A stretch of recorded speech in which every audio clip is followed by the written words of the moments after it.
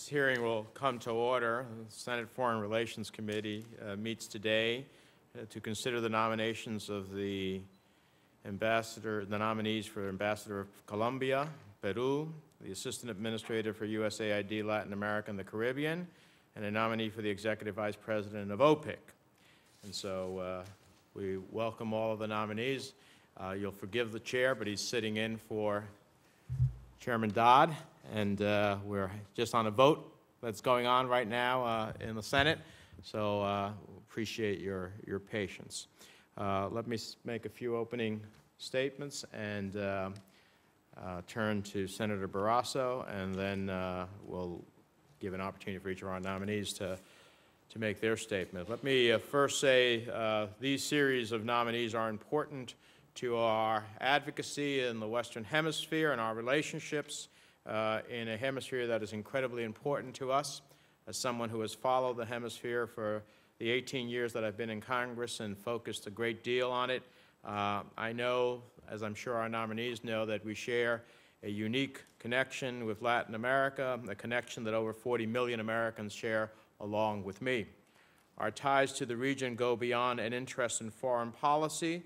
They go beyond an interest in regional cooperation, beyond a connection with language and culture, beyond a whole host of both bilateral and multilateral interests, and I am looking forward to continuing to build on these ties as we work together to advance productive and prosperous policies for the region.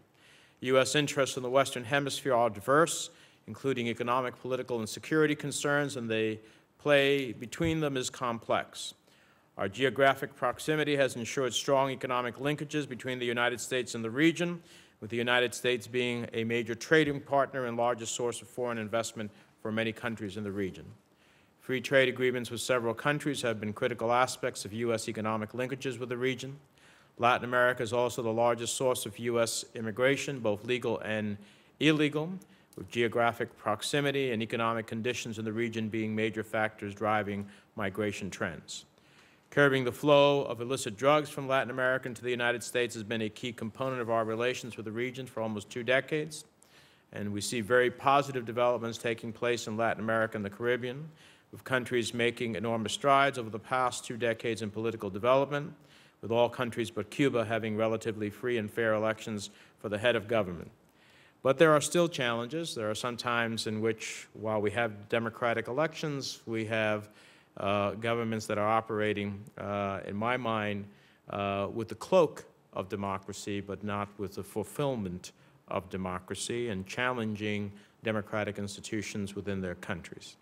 Challenges remain, and it will fall to each of you in your respective positions to work closely with our partners to address considerable challenges affecting everyone in the hemisphere, from national security to narcotic trafficking to migration questions, to economic development questions that I think are incredibly important in our national interest and our national security.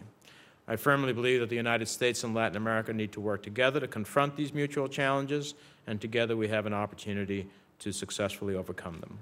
I look forward to hearing your thoughts on many of these issues, how we build upon our progress, how we meet the challenges that exist in the hemisphere, particularly in the countries that you've been nominated for, how we build strong regional relationships, and how we work together to make a more prosperous, better future for all of us who call the Western Hemisphere our home. With that, let me turn to Senator Barrasso for his statements, and then we'll turn to our nominees. Let me start with you, Ambassador McKinley. You know, we've seen a real dichotomy in Colombia. In one hand, enormous progress has been made with respect to governance, security, the economy, the rule of law. I think many of us forgot where Colombia was, and it's important to remember what the country has gone through. But at the same time, there are still 3 million IDPSs and persons who are displaced. And there are still questions about human rights.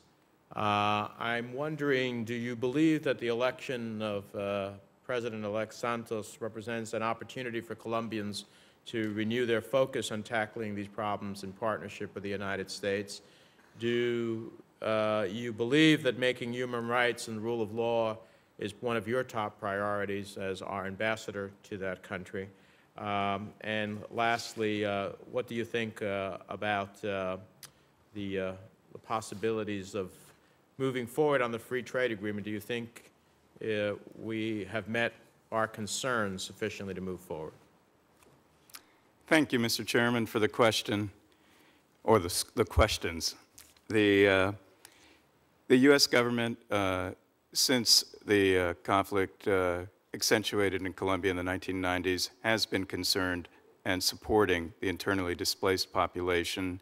And across this past decade, we've seen greater engagement by the government of Colombia in addressing the urgent needs of the 3 million displaced. What remains a priority is making that assistance more meaningful and relevant to the conditions they find themselves in. Many of them have been displaced for many years. And over the last couple of years, the Colombian government is dedicating greater resources to assisting with livelihoods, with provision of basic social services, with training, with the support of the Refugee Bureau of the State Department and AID. We have been working closely with the government also to reach out to the most disadvantaged among the internally displaced, which include the Afro-Colombian population and indigenous communities. And there is every indication that the new government takes these responsibilities seriously. There have been serious commitments of resources by the Colombian government, and I am very optimistic we will be able to continue to work on those issues. The question of human rights has been central to our relationship with Colombia. It's been central to our discussion with the government of President Uribe, and I certainly, as I said in my statement, will make it a top priority, if I am confirmed, to work with the Colombian government on deepening the commitments being made by the Colombian government and the Colombian people to strengthening rule of law, stricter observance of human rights, and dealing with cases of abuses. Our assistance programs inside Colombia, thanks to Congress's redirecting of assistance in 2008, has a greater balance now between the security component and the developmental side, and is focused heavily on supporting reforms in the justice sector, supporting protection for human rights activists, labor union activists, and other actors in Colombia who are under threat of violence. And I would certainly look to, if confirmed, to see how we could deepen our programs and cooperation with the new government. As for the free trade agreement, both the President and the Secretary of State have made clear our continuing commitment to concluding a free trade agreement with Colombia. It's part of our larger bilateral relationship agenda with Colombia, a relationship that includes a greater cooperation on regional and multinational issues. And in that dialogue, the Colombians are aware that there are issues which we need to continue to discuss that are of concern to our Congress. I look forward to working with you, our Congress, and the Colombian government, if confirmed, on seeing what the best way forward on the free trade agreement could be. Thank you. How long have you been in the State Department? I've been in 27 years. I can tell from your answer. Thank you.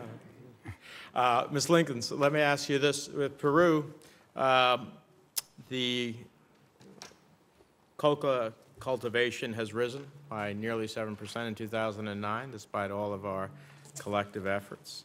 The government has strained relations with its indigenous populations.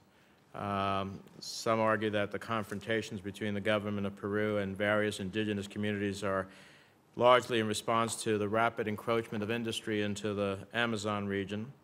Comment on both of those for me as to what you see developing and what your role would be in those contexts. Thank you for the question, Senator.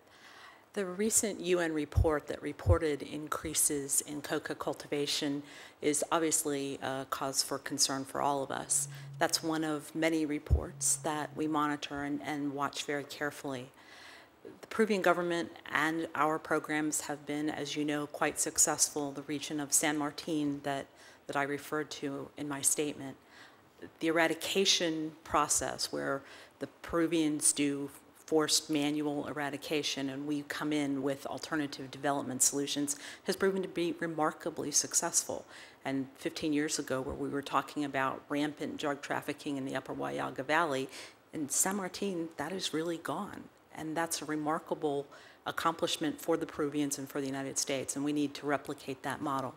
If confirmed, I look forward to working with the Peruvian government to make progress perhaps in the area of interdiction. Obviously, this will continue to be a great concern for the embassy and for the time that I am in Peru, if I am fortunate enough to be confirmed. On the issue of the indigenous and the exploitation of Peru's natural resources, Peru, as you know, is tremendously fortunate and has a wealth of natural resources. It's the fourth largest tropical rainforest in the world, contains the headwaters of the Amazon, and is in the top 5 nations in biodiversity. That's important to Peruvians and it's important to us, and we'll work together with them to ensure that those resources are protected. Starting last year in 2009, after the tragic events in Bagua, the government of Peru engaged in a series of open table dialogues, the round tables, involving many sectors of Peruvian society, including the indigenous members of society. And it will be important to continue those efforts.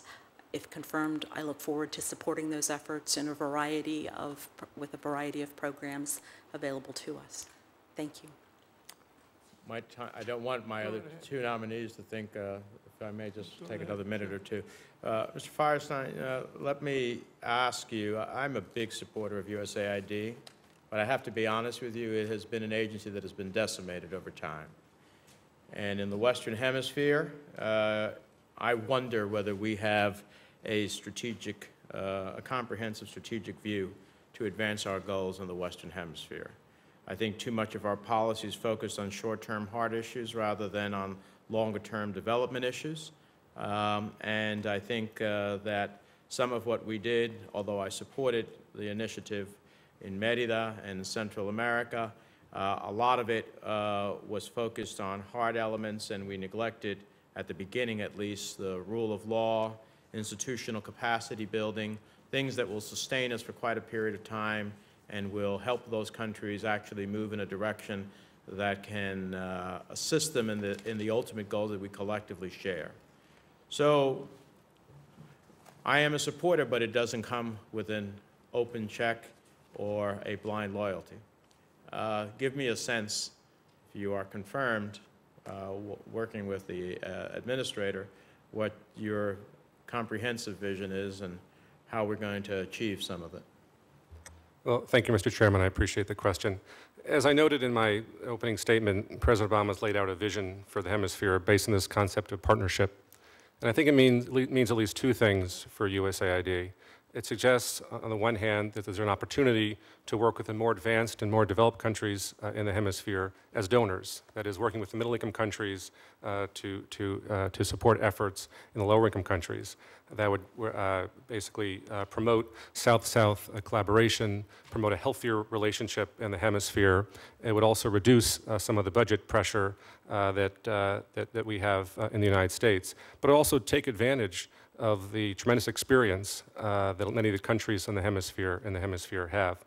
Second, I think it suggests working more directly with governments in the hemisphere and with civil society to establish direct partnerships. Administrator Shah has talked about spending less money in Washington and investing more resources overseas to enhance local capacity. I think the only way we're going to strengthen local capacity and make our efforts more sustainable is to strengthen those, is to invest more resources and strengthen that local capacity. And I think there's an opportunity to do that globally, and there's a particular opportunity to do that in the Western Hemisphere. Now, Secretary Clinton has laid out her 4 priorities for the hemisphere: citizen security, economic opportunity, democratic governance, and clean and renewable energy. And I think it's important, and those are, of course, all areas where USAID is operating, and I think it's important to see all of them in synergy, that they're not 4 separate silos. For example, when we work with democracy, there are traditional democracy programs we have supporting legislatures, for example, supporting electoral bodies, supporting municipal governance. But there are things on the social side that are probably just as important, if not more important, in advancing democracy. For example, the economic growth programs that USAID has, the social development programs, working with at-risk youth to promote training and education. So I think based on the vision that President Obama has laid out, based on the vision that Secretary Clinton has laid out, there are real opportunities to continue the progress that you indicated in your statement. And I would look forward, if confirmed, to work with you and other members and your staffs to flesh out this vision. Well, I hope you can be an advocate within AID of looking at some long-term development issues. I mean, we cannot achieve success if we are looking for the instant gratification. That's just not the nature of development at the end of the day. And so, we spend money, but we don't necessarily see the benefits because we take the short versus the long view. So I hope you can do that. And finally, Ms. Ali Mayu, let me ask you, I am a big supporter of microloans. I believe they create tremendous opportunities for financial inclusion and lifting people out of poverty. One, how can OPIC foster investment in organizations that provide that type of opportunity and inclusion to some of the world's poorest? And two, what's your sense of the global recession on OPIC's operations? Are investments riskier? Are there fewer attractive sectors to invest in? Thank you for that question, Senator Menendez. I agree with you. I think microloans are sort of an important way and the most direct way, really, of financing the needs of the poorest people. And it is my understanding that OPIC has been really doing very innovative deals in microfinance, and it is a growing sector, I believe, for OPIC, as well as increasingly a number of U.S. firms are involved in microfinance in emerging markets. And as you know, the president of OPIC actually has many years of experience in this sector, which I think will bring also new ideas and leadership to OPIC's portfolio. And if confirmed, I look forward to working with the OPIC staff to look at other opportunities in this sector.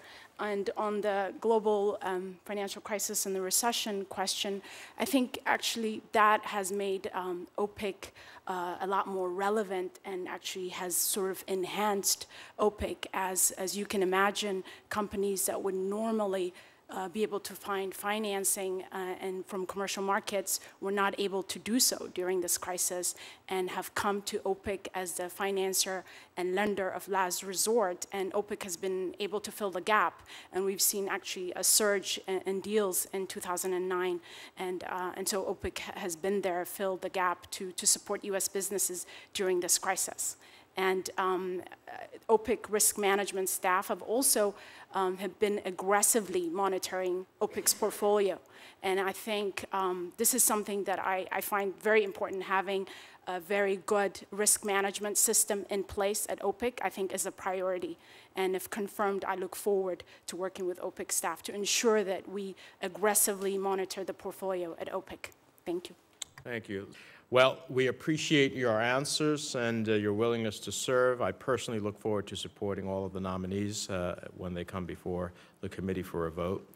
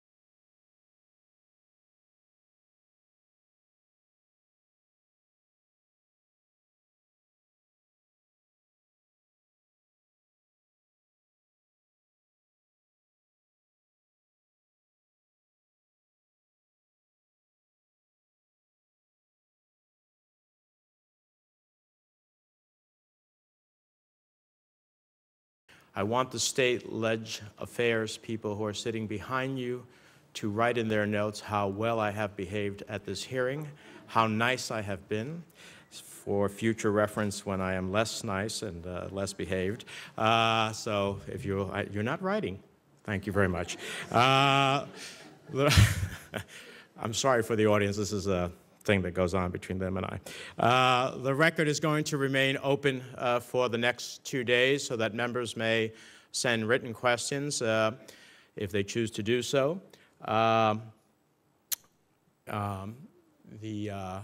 would urge the nominees to answer those questions, should they receive any, as quickly as possible. It will expedite your nomination before the committee. I certainly want to recognize the ambassador to Colombia, Ambassador Barco, who is sitting here in her hot pink suit, looking lovely. Thank you very much, Ambassador, for joining the hearing. With that, seeing no other members before the committee, the hearing is adjourned.